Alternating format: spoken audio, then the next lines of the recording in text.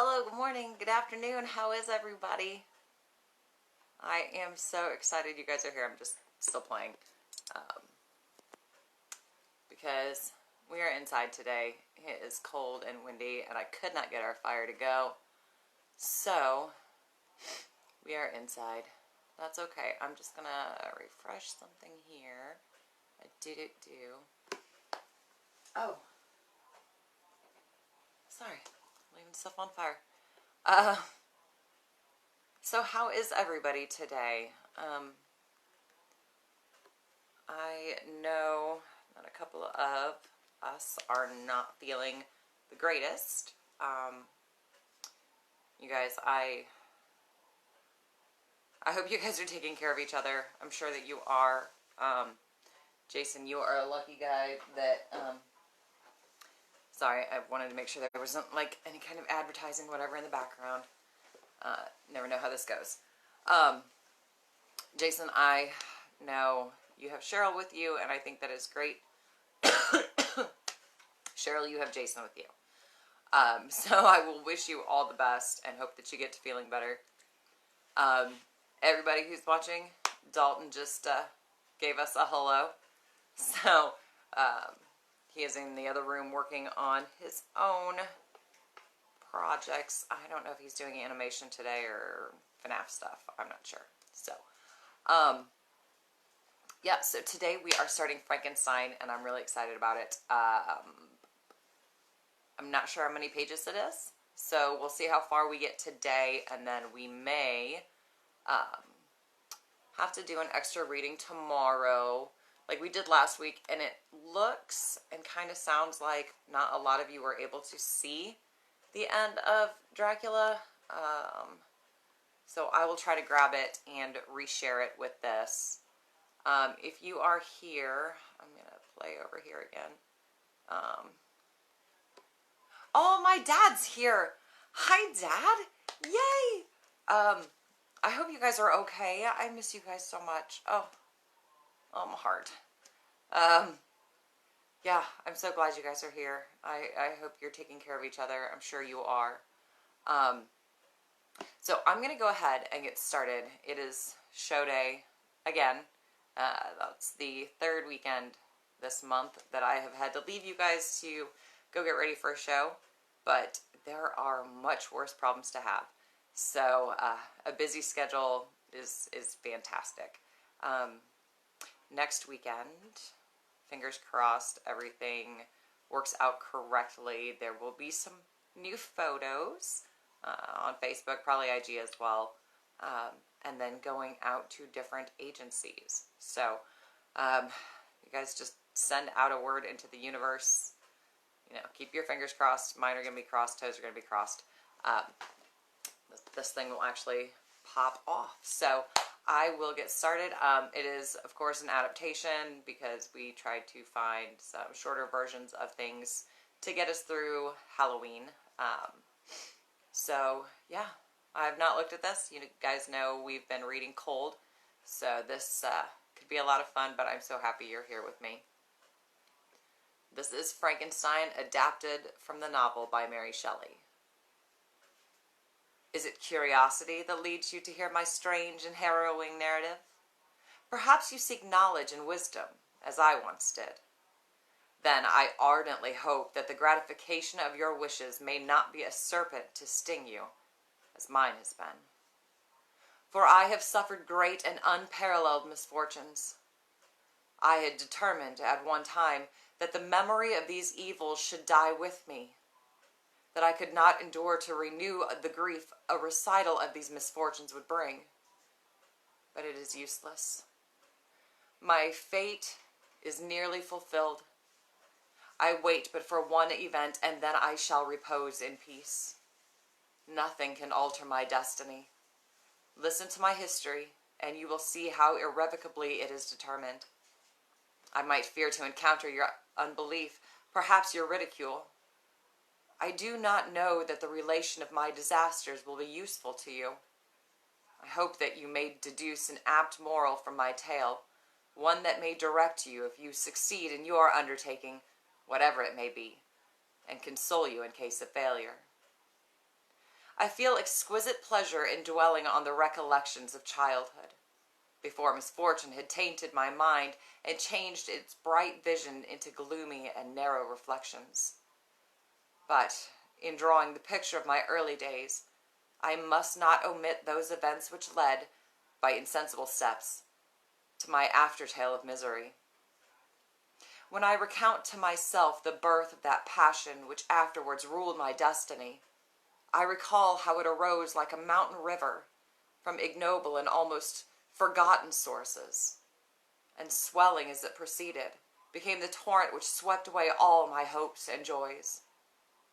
I am by birth a Genevese. My family is one of the most distinguished of that republic. No human being could have passed a happier childhood than myself. My parents were possessed by the very spirit of kindness and indulgence. My brother Ernest, my junior by 6 years, was of gentle disposition. And the youngest of our family, William, was the most beautiful little fellow in the world, with lively blue eyes, dimpled cheeks, and endearing manners. When I mingled with other families, I distinctly discerned how peculiarly fortunate my lot was. As a child, my temper was sometimes violent, and my passions vehement, but by some law in my nature they were turned, not towards childish pursuits, but to an eager desire to learn, and not to learn all things indiscriminately. I confess that neither the structure of languages, nor the code of governments, nor the politics of various states possessed attractions for me. It was the secrets of heaven and earth that I desired to learn. Whether it was the outward substance of things, or the inner spirit of nature and the mysterious soul of man that occupied me, my inquiries were directed to the metaphysical, or, in its highest sense, the physical secrets of the world. When I was 13 years of age, our parents took my brother Ernest, my cousin Elizabeth Lavenza, and myself on a party of pleasure to the baths near Tonon. While we were there, 2 incidents combined to determine my destiny. We witnessed a most violent thunderstorm. It advanced from behind the mountains of Jura, and the thunder burst at once with frightful loudness from various quarters of the heavens. I watched its progress with curiosity and delight. As I stood at the door, all of a sudden I beheld a stream of fire issue from an old and beautiful oak which stood about 20 yards from our house. And so soon as the dazzling light vanished, the oak had disappeared. When we visited it the next morning, we found the tree entirely reduced to thin ribbons of wood. I never beheld anything so utterly destroyed. The inclemency of the weather obliged us to remain a day confined to the inn. In this house I chanced to find a volume of the works of Cornelius Agrippa. I opened it with apathy. The scientific theory which he attempts to demonstrate and the wonderful facts which he relates soon changed this feeling into enthusiasm. A new light seemed to dawn upon my mind, and bounding with joy, I communicated my discovery to my father. My father looked carelessly at the title page of the book and said, "Ah, Cornelius Agrippa, my dear Victor, do not waste your time upon this. It is sad trash." If, instead of this remark, my father had taken the pains to explain to me that the principles of Agrippa had been entirely exploded, and that a modern system of science had been introduced which was real and practical under such circumstances, I should certainly have thrown Agrippa aside and have contented my imagination, warmed as it was, by returning to my former studies. It is even possible that the train of my ideas would never have received the fatal impulse that led to my ruin. But the cursory glance my father had taken of my volume by no means assured me that he was acquainted with its contents, and I continued to read the ancient philosophy with the greatest avidity. When I returned home, my first care was to procure the whole works of this author, and afterward of Paracelsus and Albertus Magnus. I read and studied the wild fancies of these writers with delight. They appeared to me treasures known to few besides myself. I took the word of these men for all that they asserted, and I became their disciple. while I followed the routine of education in the schools of Geneva, I was to a great degree self-taught under the guidance of my new preceptors. I entered with the greatest diligence into the search of the philosopher's stone and the elixir of life. What glory would attend the discovery if I could banish disease from the human frame and render man invulnerable to any but a violent death. If my experiments were unsuccessful, I attributed the failure rather to my own inexperience than to a want of skill or fidelity in my instructors. And thus for a time I was occupied by exploded systems, mingling 1,000 contradictory theories and floundering desperately in a very slough of multifarious knowledge, guided by an ardent imagination and childish reasoning. Sorry guys, I'm going to make a quick adjustment here, and people. Cheryl says they are here, which is awesome. I'm just going to move this, kind of like this, and here, and there, and then, if you're going to be in here, can you grab that box? It's heavy. Thank you.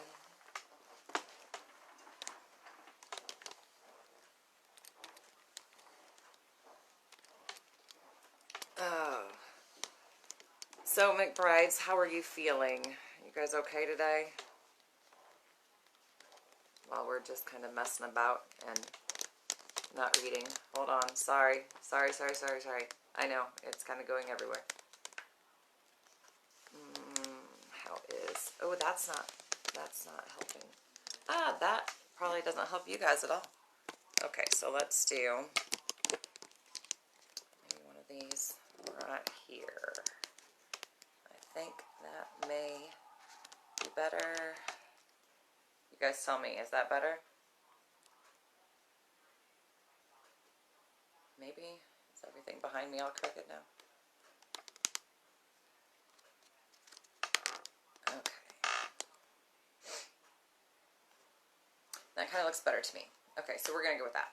Hi guys, sorry about that. Sometimes, you know how this goes. We just play around a bit. I feel fine, Katie. Jason still feels crummy. Oh, I'm sorry. I'm glad you're feeling well. Please tell me if that changes. I think, yes, we are actually going to do this again tomorrow. I have no other plans, so I will probably still be in jammies at 3 o'clock. Just to be real honest about life. So let's keep going. When I had attained the age of 17, my parents resolved that I should become a student at the University of Ingolstadt. I had hitherto attended the schools of Geneva, but my father thought it necessary that I should be made acquainted with other customs than those of my native country. My departure was therefore fixed at an early rate, but before the day resolved upon could arrive, the first misfortune of my life occurred, an omen, as it were, of my future misery. My cousin Elizabeth Lavenza had caught the scarlet fever. Her illness was severe, and she was in the greatest danger. Everyone loved Elizabeth. We had been brought up together. There was not quite a year difference in our ages. Though several times removed by blood, we called each other familiarly by the name of cousin. No word, no expression can describe the kind of relation in which she stood to me, my more than sister. Harmony was the soul of our companionship, and the diversity and contrast that subsisted in our characters only drew us nearer together. During her illness, many arguments had been urged in vain to persuade my mother to refrain from attending the sickbed. With disregard for our entreaties, her watchful attentions triumphed over the malignity, and Elizabeth was saved. But the consequences were fatal to her Savior. On her deathbed, the fortitude and benignity of this woman, best of women, did not desert her. She joined the hands of Elizabeth and myself. Oh, sorry guys, there we go. My children, she said, my firmest hopes of future happiness are placed on the prospect of your union. I was new to sorrow, but it did not the less alarm me. I was unwilling to quit the sight of those that remained to me. Above all, I desired to see my sweet Elizabeth consoled. She veiled her grief, and strove to act the comforter to us all. She devoted herself to those whom she had been taught to call her uncle and cousins. Never was she so enchanting as at this time, when she summoned the sunshine of her smiles in her endeavors to make us forget. The day of my departure for Ingolstadt, which had been deferred by these events, at length arrived. Henry Clerval, my dearest friend, spent the last evening with us. We sat late. We could not tear ourselves away from each other, nor persuade ourselves to say the word farewell. We retired under the pretense of seeking repose. When at morning's dawn I descended to the carriage which was to convey me away, they were all there. My father again to bless me, Clerval to press my hand once more, and my Elizabeth to renew her entreaties to her playmate and friend that I would write often. I threw myself into the chaise that was to convey me away, and indulged in the most melancholy reflections. I loved my brothers, Elizabeth and Clerval. These were old familiar faces, but I believed myself totally unfitted for the company of strangers. My journey to Ingolstadt was long and fatiguing. At length, the high white steeple of the town met my eyes. I alighted and was conducted to my solitary apartment to spend the evening as I pleased. You can come in.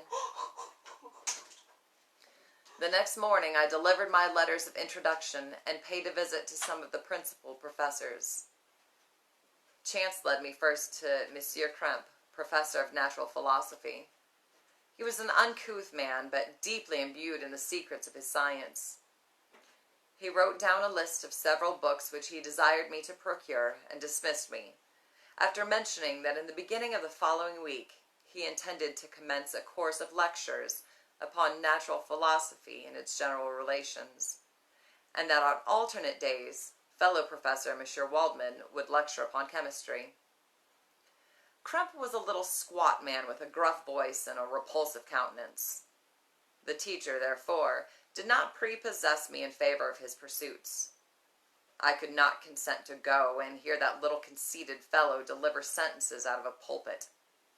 But as the ensuing week commenced, I recollected what he had said of Monsieur Waldman, whom I had never seen, as he had hitherto been out of town. Partly from curiosity and partly from idleness, I went into the lecturing room, which Monsieur Waldman entered shortly after. The professor was very unlike his colleague. He appeared about 50 years of age, but with an aspect expressive of his greatest benevolence. A few gray hairs covered his temples. His person was short, but remarkably erect, and his voice the sweetest I had ever heard.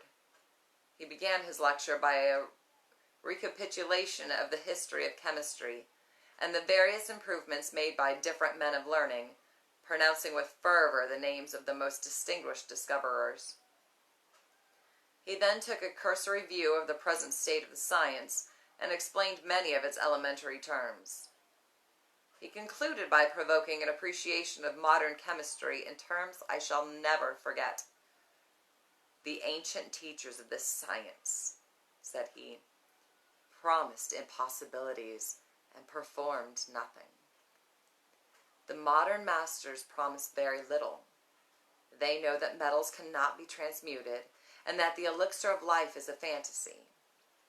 But these philosophers, whose hands seem only made to dabble in dirt, and their eyes to pore over the microscope or crucible, have indeed performed miracles. They penetrate into the recesses of nature and show how she works in her hiding places. They ascend into the heavens. They have discovered how the blood circulates and the nature of the air we breathe. They have acquired new and almost unlimited powers. They can command the thunders of heaven, mimic the earthquake, and even mock the invisible world with its own shadows." Such were the professor's words. Rather, let me say, such the words of fate, announced to destroy me.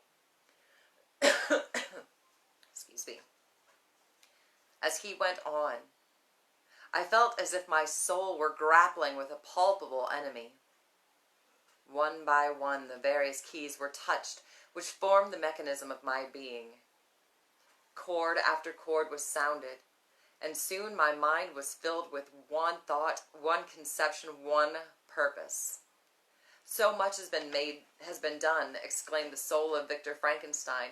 Far more will I achieve.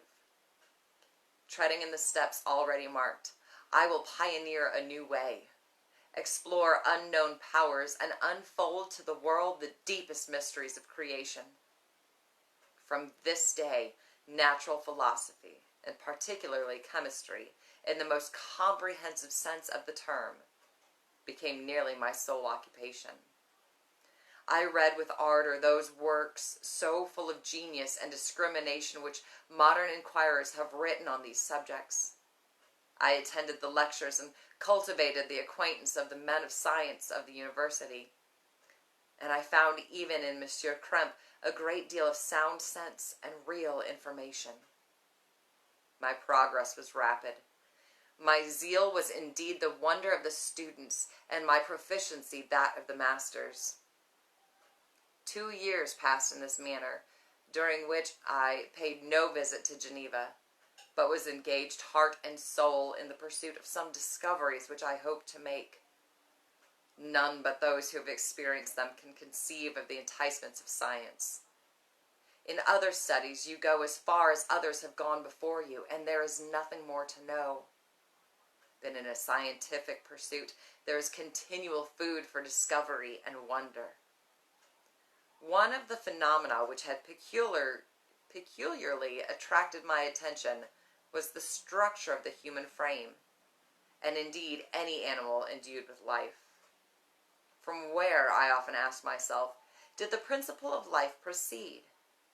I determined thenceforth to apply myself more particularly to those branches of natural philosophy which relate to physiology, to examine the causes of life, which must first have recourse to death. I became acquainted with the science of anatomy, but this was not sufficient. I must also observe the natural decay and corruption of the human body. In my education, my father had taken the greatest precautions that my mind should be impressed with no supernatural horrors. I do not ever remember to have trembled at a tale of superstition, or to have feared the apparition of a spirit. Darkness had no effect upon my fancy, and a churchyard was to me merely the receptacle of bodies deprived of life. Now I was led to examine the cause and progress of this decay, and forced to spend days and nights in vaults and charnel houses. My attention was fixed upon every object that was the most offensive to the delicacy of the human feelings. I saw how the fine form of man was degraded and wasted. I beheld the corruption of death consume the blooming cheek of life. I saw how the worm inherited the wonders of the eye and brain.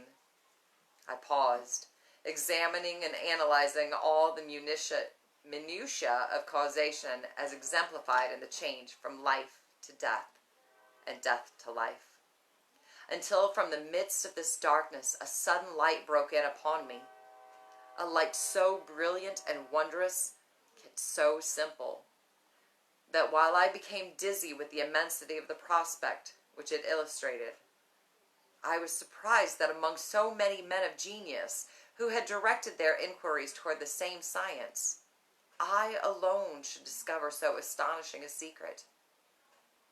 Though it may appear so, I am not recording the vision of a madman. The sun does not more certainly shine in the heavens than that which I now affirm is true.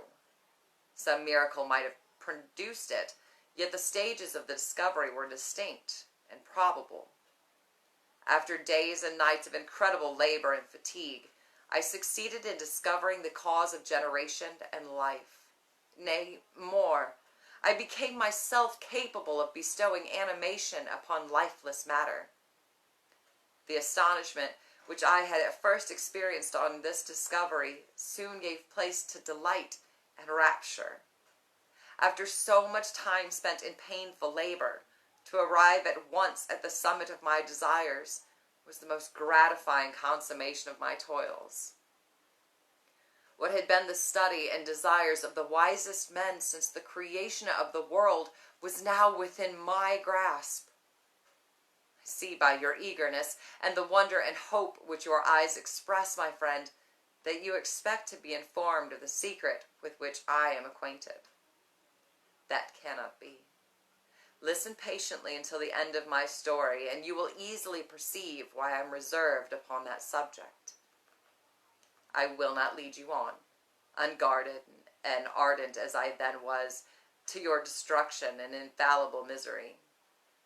Learn from me, if not by my precepts, at least by my example.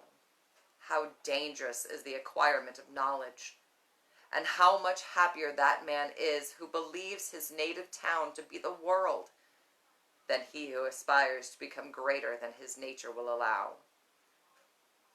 When I found so astonishing a power placed within my hands, I hesitated a long time concerning the matter in which I should employ it.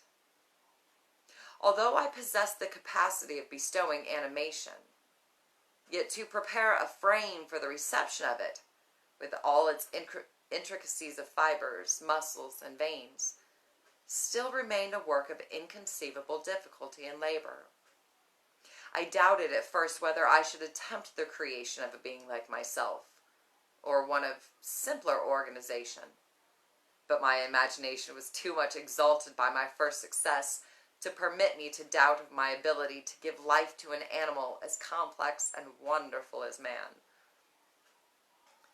It was with these feelings that I began the creation of a human being. As the minuteness of the parts formed a great hindrance to my speed, I resolved, contrary to my first intention, to make the being of a gigantic stature, that is to say, about 8 feet in height and proportionably large. After having formed this determination, and having spent some months in successfully collecting and arranging my materials, I began.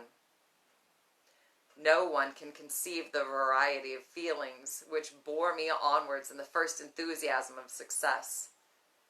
Life and death appeared to me infinite bounds which I should break through and pour a torrent of light into our dark world.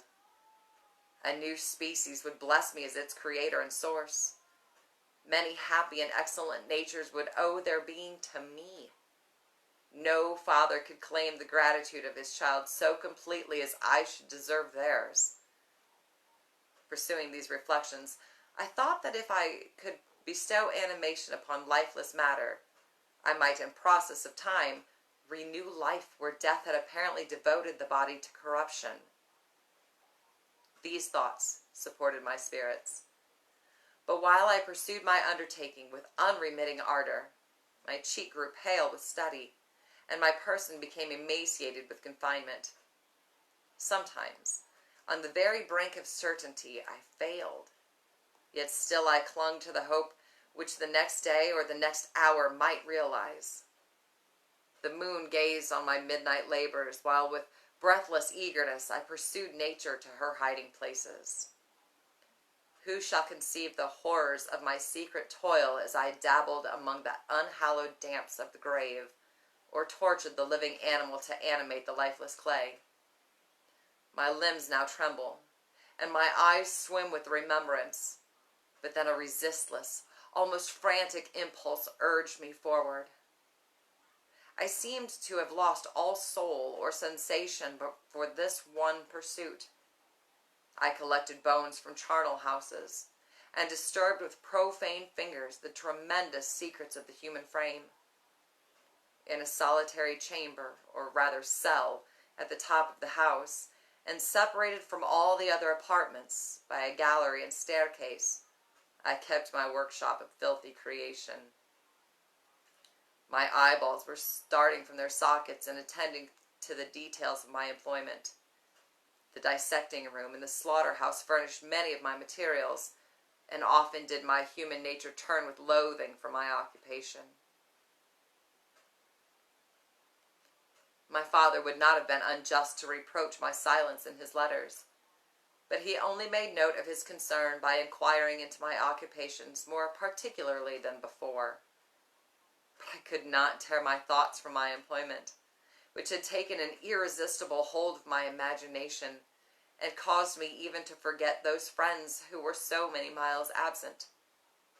Winter, spring, and summer passed away during my labors, but I did not watch the blossom or the expanding leaves. I appeared rather like one doomed by slavery to toil in the mines or any other unwholesome trade than an artist occupied by his favorite employment. Every night I was oppressed by a slow fever, and I became nervous to a most painful degree. The fall of a leaf startled me. I shunned my fellow creatures as if I had been guilty of a crime. It was on a dreary night of November that I beheld the accomplishment of my toils.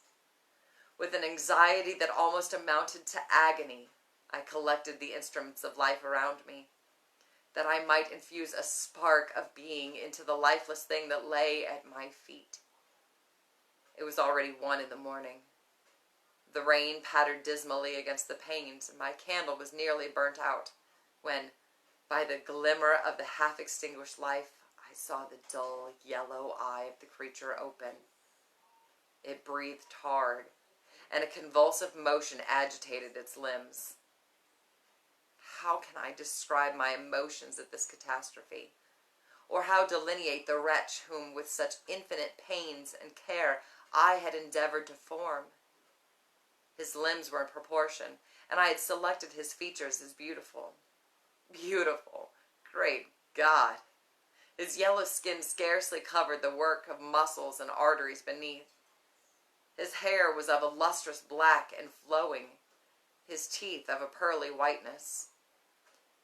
But these luxuriances only formed a more horrid contrast with his shriveled complexion, his straight black lips and watery eyes that seemed almost of the same dull color as the sockets in which they were set.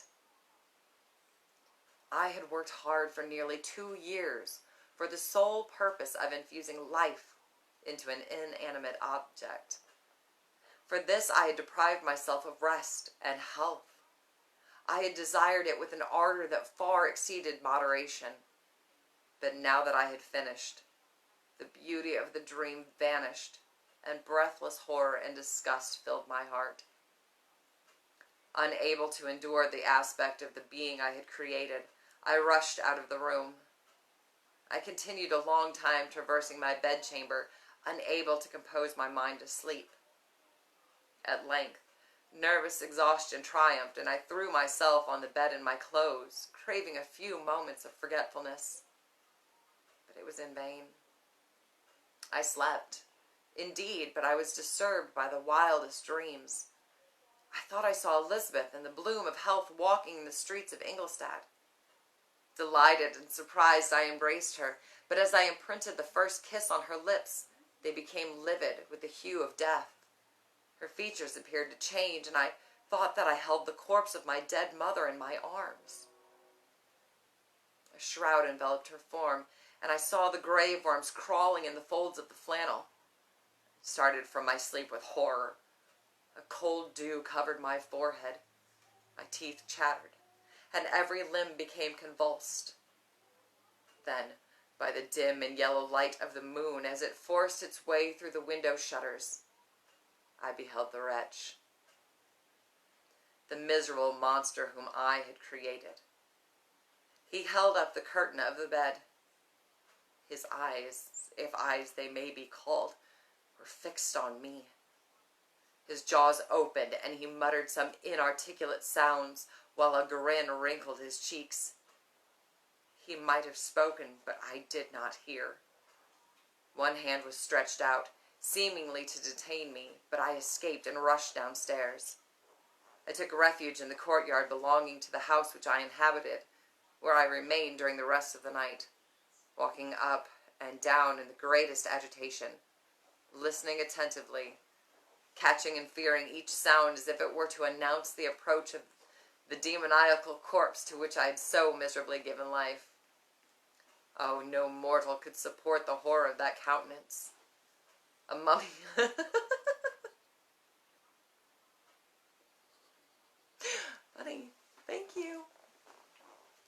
A mummy again endued with animation could not be so hideous as that wretch. I had gazed on him while unfinished. He was ugly then, but when those muscles and joints were rendered capable of motion, it became a thing such as even Dante could not have conceived. I passed the night wretchedly. Sometimes my pulse beat so heavily that I felt the palpitation of every artery. At others, I nearly sank to the ground through languor and extreme weakness. Mingled with this horror, I felt the bitterness of disappointment. Dreams that had been my food and pleasant rest for so long a space were now become a hell to me. And the change was so rapid, the overthrow so complete.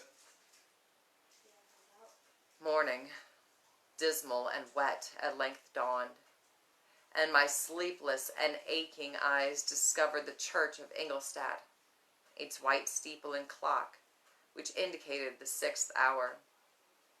The porter opened the gates of the court, which had that night been my asylum, and I went into the streets with quick steps, as if I sought to avoid the wretch whose encounter I feared at every turn.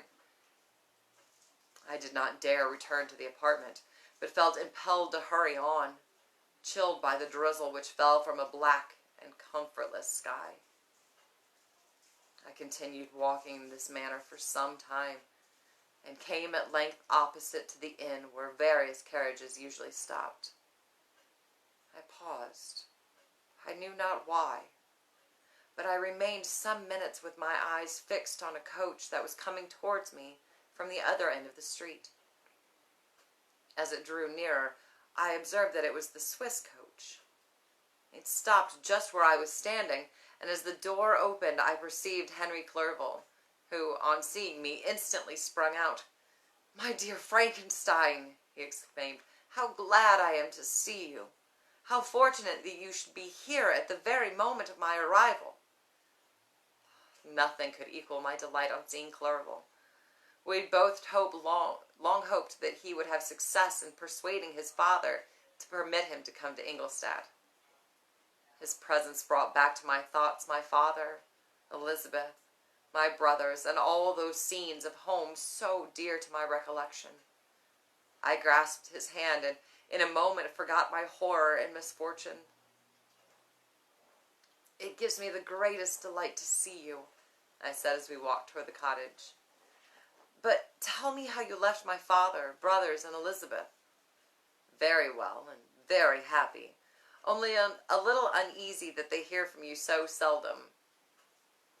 Of Elizabeth and your father, by the by, I meant to lecture you a little upon their behalf.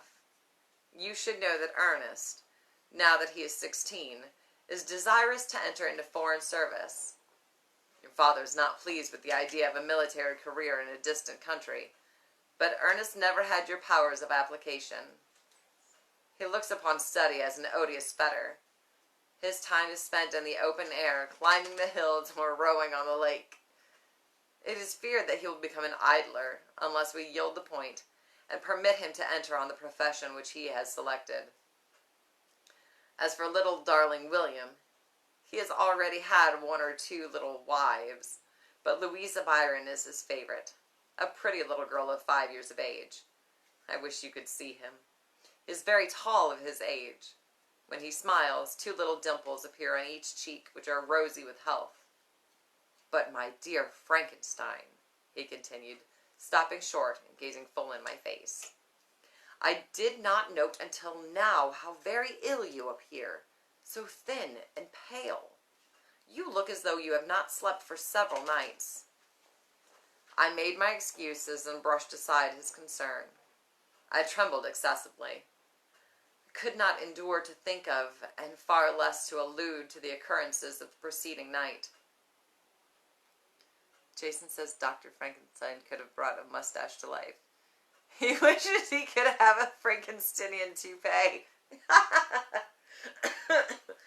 Oh, poor Jason.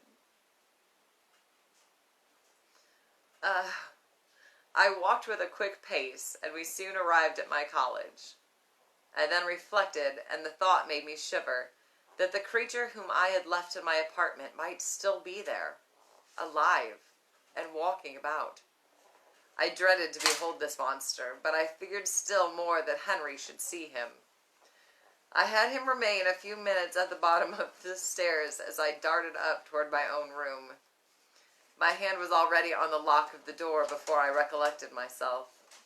I then paused, and a cold shivering came over me. I threw the door forcibly open, as children are accustomed to do when they expect a specter to stand waiting for them on the other side. But nothing appeared. I stepped fearfully in. The apartment was empty.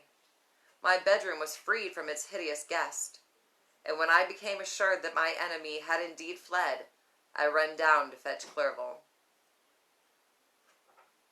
Sorry, I want to see what else was happening over here. There we go. We ascended into my room, and the servant presently brought breakfast, but I was unable to contain myself. It was not joy only that possessed me. I felt my flesh tingle with excess of sensitiveness, and my pulse beat rapidly. I was unable to remain for a single instant in the same place. I talked incessantly and laughed aloud. Clerval at first attributed my unusual spirits to joy on his arrival, but when he observed me more closely, he saw wildness in my eye, and my loud, unrestrained laughter frightened and astonished him. "My dear Victor," cried he, "for God's sake, what is the matter? Do not laugh in that manner. How ill you are! What is the cause of all this?" "Do not ask me," cried I, putting my hands before my eyes. "Oh, help me, help me!" For I thought I saw the dreaded spectre glide into the room. I imagined that the monster seized me. I struggled furiously and fell down in a fit. Poor Clerval!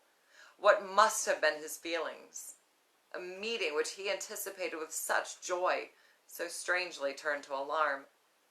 But I was not the witness of his grief, for I was lifeless, and did not recover my senses for a long, long time. A nervous fever confined me for several months. During all that time, Henry was my only nurse. I afterwards learned that, knowing my father's advanced age and unfitness for so long a journey, and how wretched my sickness would make Elizabeth, he spared them this grief by concealing the extent of my disorder. I could not have a more kind and attentive nurse than my friend. But I was in reality very ill. I raved incessantly of the monster on whom I had bestowed existence, and which was forever before my eyes. At first, Henry believed my words to be the wanderings of my disturbed imagination, but the persistence with which I returned to the same subject persuaded him that my disorder indeed owed its origin to some uncommon and terrible event. By very slow degrees I recovered. The fallen leaves had disappeared, and the young buds were shooting forth from the trees that shaded my window. It was a divine spring, and the season contributed greatly to my convalescence. My gloom disappeared, and I felt sentiments of joy and affection revive in my bosom. I thanked my friend and expressed remorse and begged forgiveness for the disappointment I had caused him. "You will repay me entirely," he responded, "if you do not discompose yourself, but get well as fast as you can. And since you appear in such good spirits, may I speak to you on one subject of concern?" I trembled. One subject? What could it be? Could he allude to an object on whom I dared not even think? "Compose yourself," said Clerval, who observed my change of color. "I will not mention it if it agitates you, but your father and cousin would be very happy if they received a letter from you in your own handwriting. They hardly know how ill you have been, and are uneasy at your long silence." "Is that all, dear Henry? How could you suppose that my first thoughts would not fly toward those dear friends whom I love, and who are so deserving of my love?" "Dear, dear Elizabeth," I exclaimed, "I will write instantly, and relieve them from the anxiety they must feel." I wrote, and this exertion greatly fatigued me. But my convalescence had commenced, and proceeded regularly. In another fortnight I was able to leave my chamber. Summer passed, and my return to Geneva was fixed for the latter end of autumn. But winter and snow arrived, the roads were deemed impassable, and my journey was retarded until the ensuing spring. I felt this delay very bitterly, for I longed to see my native town and my beloved friends. The month of May had already commenced, and I expected the letter daily which was to fix the date of my departure, when Henry proposed a pedestrian tour in the environs of Ingolstadt, that I might bid a personal farewell to the country I had so long inhabited. I acceded with pleasure to this proposition. I was fond of exercise, and Clerval had always been my favorite companion in the ramblings of this nature that I had taken among the scenes of my native country. We passed a fortnight in these perambulations. My health and spirits had long been restored, and they gained additional strength from the salubrious air I breathed and the conversation of my friend. Clerval called forth the better feelings of my heart. He again taught me to love the aspect of nature and the cheerful faces of children. A serene sky and verdant fields filled me with ecstasy. We returned to our college on a Sunday afternoon, where I found the following letter from my father. My dear Victor, you have probably waited impatiently for a letter to fix the date of your return to us, and I was at first tempted to write only a few lines, merely mentioning the day on which I should expect you. But that would be a cruel kindness, and I dare not do it. What would be your surprise, my son, when you expected a happy and glad welcome, to behold, on the contrary, tears and wretchedness? How, Victor, can I relate our misfortune? I wish to prepare you for the woeful news, but I know it is impossible. Even now your eye skims over the page to seek the words which are to convey to you the horrible tidings. William is dead. That sweet child whose smiles delighted and warmed my heart, who was so gentle, yet so gay. Victor, he is murdered. I will not attempt to console you, but will simply relate the circumstances of the tragedy. Last Thursday, May 7th, I, my niece, and your two brothers went to walk in Plain Palais. The evening was warm and serene, and we prolonged our walk farther than usual. It was already dusk before we thought of returning, and then we discovered that William and Ernest, who had gone on before, were not to be found. We accordingly rested on a seat until they should return.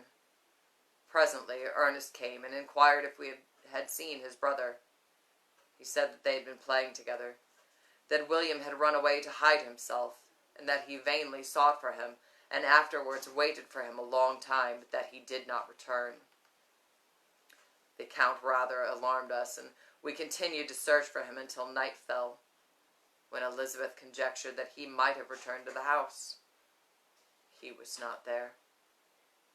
We returned again with torches, for I could not rest when I thought that my sweet boy had lost himself and was exposed to all the damps and dews of night. Elizabeth also suffered extreme anguish. About 5 in the morning I discovered my lovely boy, whom the night before I had seen blooming and active in health, stretched on the grass, livid and motionless, the print of the murderer's finger on his neck. He was conveyed home, and the anguish that was visible in my countenance betrayed the secret to Elizabeth. She was very earnest to see the corpse. At first I attempted to prevent her, but she persisted, and entering the room where it lay, hastily examined the neck of the victim, and exclaimed, "Oh God, I have murdered my darling infant." She fainted, and was restored only with extreme difficulty. When she again lived, it was only to weep and sigh. She told me that that same evening William had teased her to let him wear her very valuable miniature that she possessed of your mother. This picture is gone, and was doubtless the temptation which urged the murderer to the deed. We have no trace of him at present, although exertions to discover him are unremitted. But they will not restore my beloved William. Clerval, who had watched my countenance as I read this letter, was surprised to observe the despair that succeeded to the joy I at first expressed on receiving news from my friends. I threw the letter on the table and covered my face with my hands. "My dear Frankenstein," exclaimed Henry when he perceived me weep with bitterness, "are you always to be unhappy? My dear friend, what has happened?" I motioned to him to take up the letter, while I walked up and down the room in the extremest agitation. Tears also gushed from the eyes of Clerval as he read the account of my misfortune. "I can offer you no consolation, my friend," said he. "Your disaster is irreparable. What do you intend to do?" "To go instantly to Geneva. Come with me, Henry, to order the horses." As soon as the horses arrived, I hurried into a cabriolet and bid farewell to my friend. We'll stop there for today, but we will start again tomorrow at 3 o'clock, so be watching. I'm going to go ahead and put together the event right now. Cheryl, please give our best to your husband. Take care of each other, and I will see you guys tomorrow. I love you. Bye.